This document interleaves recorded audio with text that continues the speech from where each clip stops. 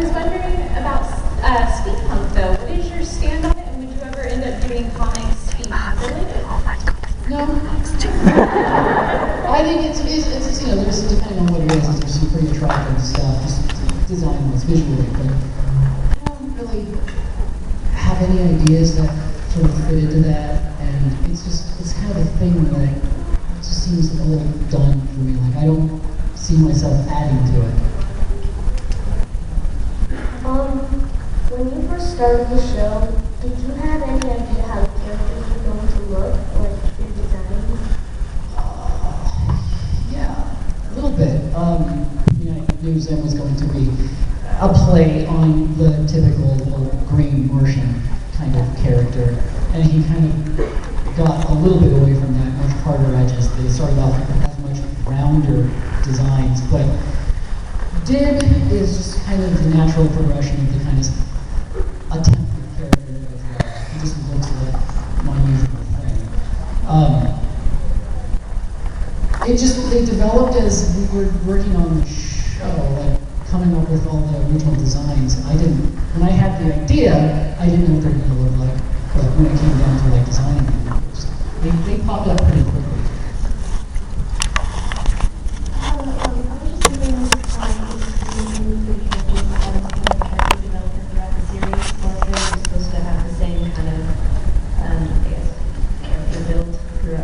For the most part, the characters the show resets itself after each episode. We didn't want to worry too much about through lines or characters learning lessons or anything like that. You know, that wasn't what we wanted to do. It was just for laughs. So towards the end of the show, we wanted to bring back little things like Dib's, having taxation and stuff, because it just lets him get a little bit more mobile, get off Earth on his own whenever he wanted to, but that never happened, so sorry. You said something about Super Meat Boy. I was curious, correct me if I'm wrong, you did do the soundtrack cover for the soundtrack to The Binding of Isaac. I was wondering if you played that game. I didn't do the cover for The Binding of Isaac. No, you're as wrong as I've ever heard anyone be. You have one bar left. The composer, Danny B-Star, on Twitter, asked me to do something for a collection of, it might have been the Isaac stuff, like a special compilation, but I didn't do any of that artwork for what you've seen out there. She has a second question.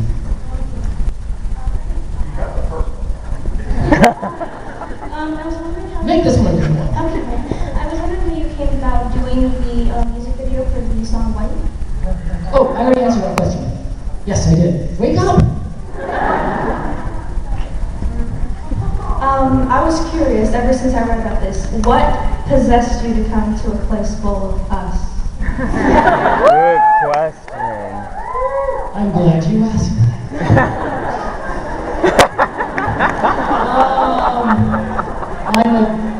I make terrible mistakes. Terrible mistakes. Hello. You are all my mistakes.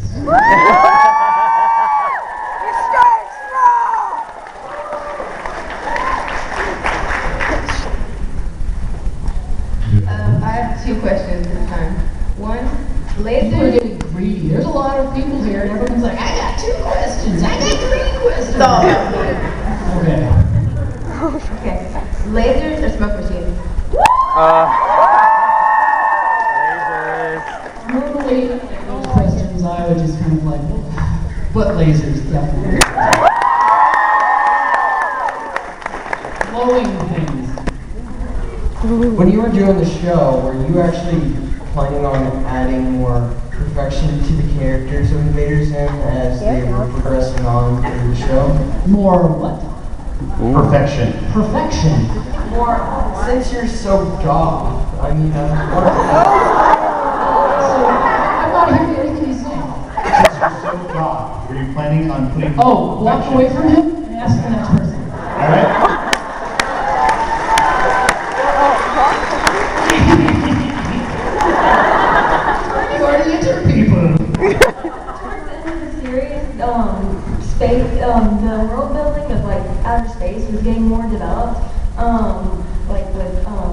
scenes and things like that. Were you getting, what were your ideas for later in the show for like how that was going to develop?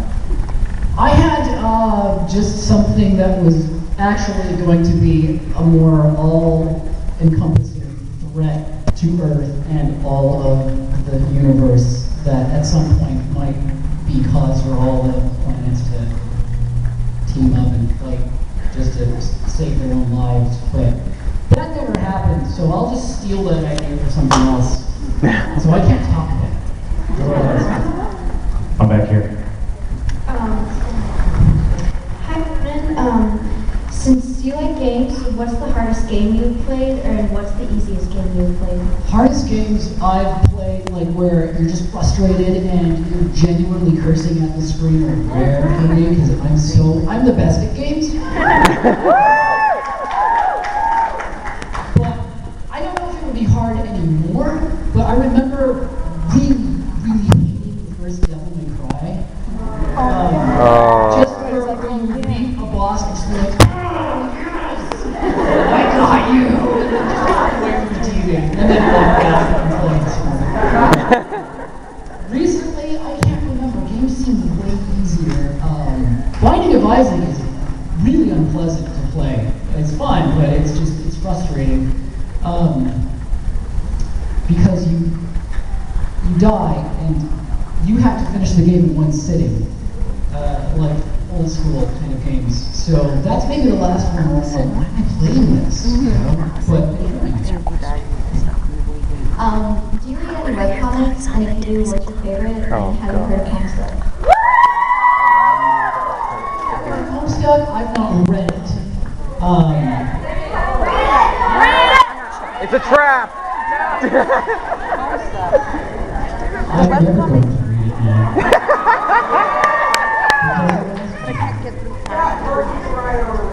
Hey, what was the question?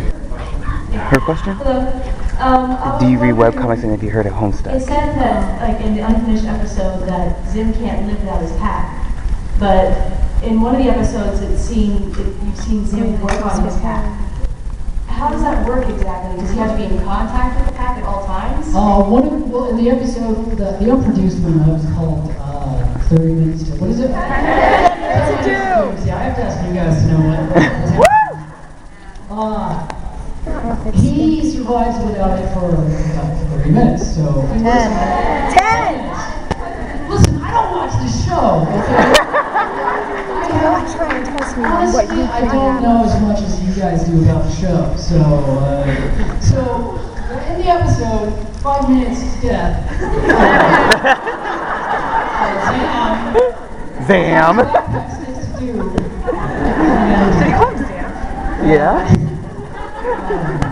So he can survive without it for a little while, and after a certain point, he dies. So we thought about this. So that's why whatever I'm talking about is B. Over here. By the way, less than 30 minutes now. Okay. Hi, I've been watching your show since the first grade, and I've noticed that sometimes. How are you feeling?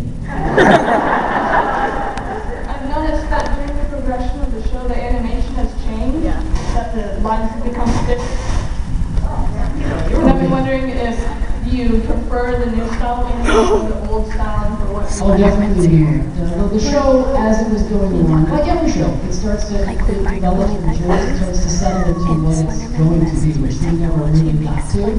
But I can think of certain episodes where the characters look more like they're supposed to, or the way that I think they're supposed to. But with an audience, they aren't in on the design process, so they just see things changing. They're like, characters are weird. Like, if you look at the first season of The Simpsons, and then watch The Simpsons now, it is so ironed out, which is good and bad. Like, the first season, was really ugly, but it had a lot of character. But now, it's like there's hardly any animation at all. Everything is really stiff. I don't think we were going for that with the later Zim episodes, but we were definitely trying to get the characters to look everything was solid. Like I can think of like Walk of Doom to me is like the Do Not episode for Zim. It's the ugliest episode I can think of. And people might love it, but in terms of what we were going for, that was like, what have you done? Oh, God. Gaz Taste Report or the Christmas episode look way more like the show. It's just a thing that happens as you work on something more and more. All right.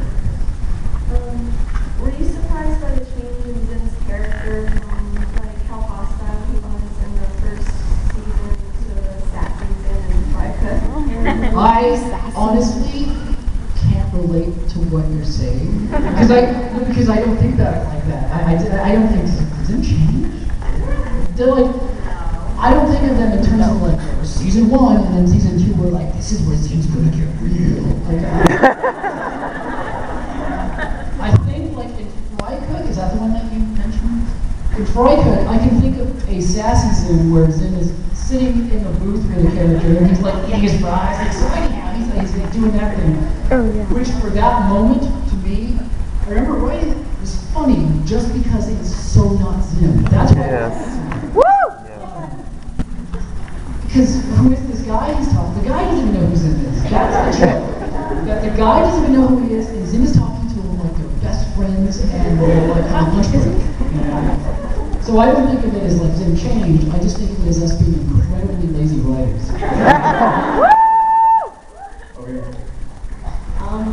I grew up with artists like you and Harry Gilliam. I didn't grow up with you.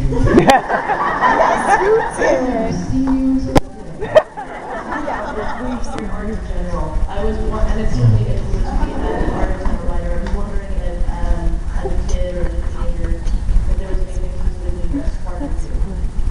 I usually point to movies as like my inspiration. I mean, I grew up with a lot of the usual 80s kids stuff in cartoon-wise. Transformers and G.I. Joe and stuff. Transformers. It didn't draw like Transformers. It didn't inspire me to draw like Transformers or draw G.I. Joe stuff, but I love robots and that definitely fed my habit. I can think of one thing that really, I have like millions of influences, but in terms of like cartoon that influenced me, I wouldn't say the Ninja Turtles cartoon, because I thought it was freakish when it came out. Because as a kid, my brother was a big comic collector, and he used to collect, he has the original Ninja Turtles comics. Yes. Black and white ones. And when I saw that as a kid, I went crazy for that, because suddenly it was like, these are turtles and ninjas, this is like kid stuff, but it's not for kids. My brain was like trying to wrap itself around, like, you can do this sort of thing. It's fun looking. It has all the trappings of a kid's product, but it's for adults, for who still like this kind of thing, but want to see turtles who are just permanently scarred up and bloody. And I think they murdered the Shredder the first time they fought him. They did. Knock him off a building and throw a grenade after him.